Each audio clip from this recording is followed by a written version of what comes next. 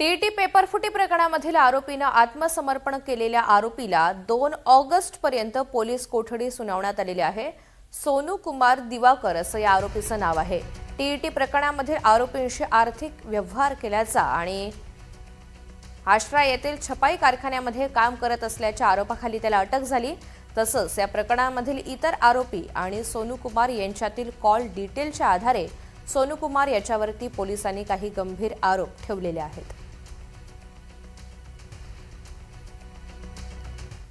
राज्यात एमपीएससीच्या औषध निरीक्षक पदभरतीचा पेपर फुटल्याचा संशय आहे। त्यामुळे सीआयडीची एक टीम नंदुरबारमध्ये चौकशी करण्यासाठी दाखल झाली।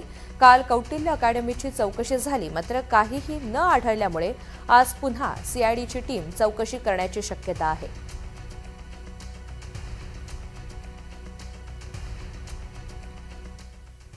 नीट पेपरफुटीच्या वादळात राज्य उत्पादन शुल्क विभागाच्या उपनिरीक्षक पदाच्या पेपरफुटीचं जुनं प्रकरण हायकोर्टात हे सध्या आहे।